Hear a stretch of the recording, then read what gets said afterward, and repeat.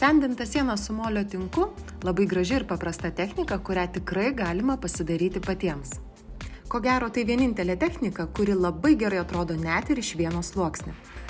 Pradedame glaistyti sieną molio tinku, periodiškai įsipildami smulkaus žvyriuko, kuris neleis pernelyg lygiai glaistyti sienos bei suteiks papildomų efektų.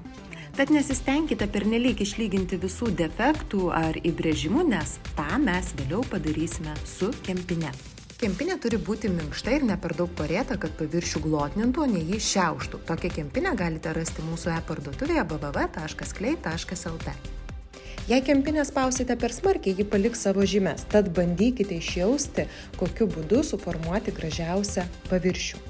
Įdėtas žvyriukas dabar pasislėpęs po molio tinku, tačiau vėliau jis labai gražiai atsidengs. Suglotninus paviršių jums reikės sauso švaraus šepetuko. Švelniai glostydami paviršių vietomis sukurkite bangelių efektą, bet nespauskite per smarkiai, nes bangelės nesigaus. Papildomos faktūros galime sukurti, paimdami šiek tiek molio tinko su kempine ir lengvai tapšnodami sieną. Tik nepersistenkite ir palikite ramių plotų be jokių efektų.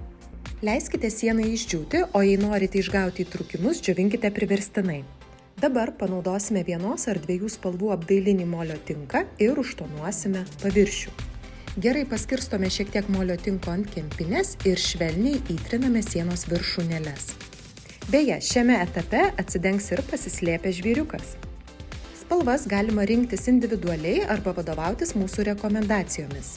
Šio eskizo bazei mes panaudojame 199 spalvos apdailinį molio tinką, o tonavimui 82 ir 141 spalvos apdailinį molio tinką.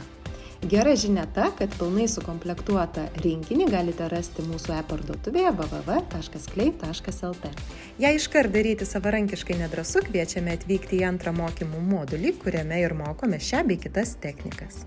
Beje, molio tinkas yra visiškai natūralus ir saugus darbui, nesugadinsite drabužių ar daiktų, o įrankiai nusiplaus vandeniu.